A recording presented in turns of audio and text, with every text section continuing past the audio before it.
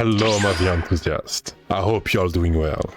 On today's news, a breakthrough update on Praydog UE mode, change of plans for Samsung and their upcoming headset, Apple Vision Pro's decision to not have controllers. We're gonna talk about Among Us VR 2.0.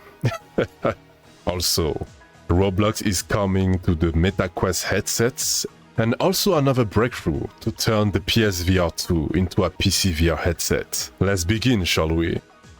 What is Praydog UE mode? It's a universal mode that can change most Unreal Engine games into VR.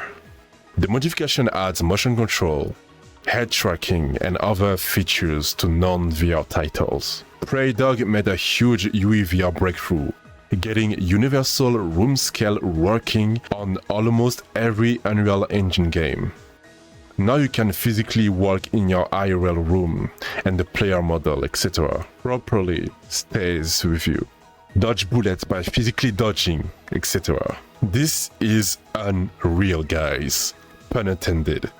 They are so talented. I'm just imagining how the mod will look like in 3 years or even 5. All the most popular PC game being playable in VR. Could you imagine that? Tell me in the comment section, what game would you play with this mode? All in all, I'm 100% behind this project, and I hope that it just keeps getting better and better. This is the future of VR PC gaming, and we are witnessing it in real time. Another kind of breakthrough, but this time for the PSVR2. IVRY today said they have figured out how to read the 6DoF positional tracking data from PSVR2 and feed it to SteamVR.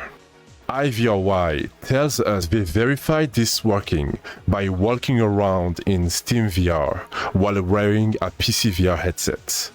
IVRY says, this is possible because PSVR2 performs positional tracking on board and sends its position coordinates to the PlayStation 5, or in this case, the PC.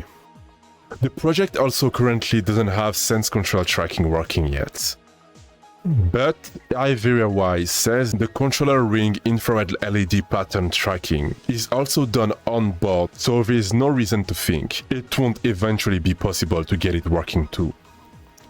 I'm so excited about this, guys. It's not like I have the money to buy myself a PlayStation 5 and a PSVR2 that is over $500. But it's always nice to have a console locked projects being able to be used by PC users. That's just me though.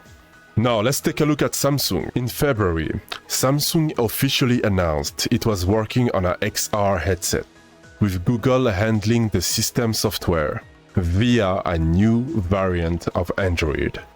Today's South Korea news outlet SBS reports Samsung recently informed partners that the headset project will be delayed.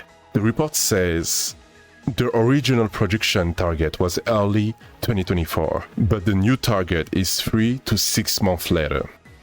The report cites an official familiar with Samsung's internal circumstances as saying the delay is caused by a redesign and specs upgrade prompted by the new reveal of Apple Vision Pro. Vision Pro features dual near 4K macro displays and a custom aluminum alloy frame supporting a curved glass front plate. It really looks like history is repeating itself. Many companies will try to keep up with Apple, like back when the iPhone got revealed. But is that a good thing? VR is growing, but it's still kind of niche. We need affordable headset for the bigger public to be interested to try out VR. I think we should focus on having cheaper headset. Good, decent, cheaper headsets. It's the only way this industry will ever be truly mainstream. I'm still impressed with what Apple pulled off, but most people want to play immersive games in VR and not have a VR computer. Let's continue on with Apple. Apple reportedly isn't making VR controller for Vision Pro and won't support others. Apple is reportedly not actively planning tracked controllers for Vision Pro. Bloomberg's Mark Gurman reports. Apple explored the finger-worn device spotted in pattern fillings and tested third-party VR controllers from HTC, but ultimately decided to go all in on hand and eye tracking instead. Gurman says some developers have directly asked Apple if it will make its own VR controllers or support others, but Apple isn't planning its own and isn't actively planning support for third-party tracked devices. I think this is a bad choice. A good majority of VR users play games with controllers. Hand tracking is cool, but most VR games are made with controllers in mind. I think we'll get rid of controllers the day we get VR gloves with a haptic feedback coming in with the headset at a decent price. On the VR gaming side, okay. This is wild and funny. Among Us VR will eventually reach PSVR2, but in its absence, a blatant clone is arriving on July 16.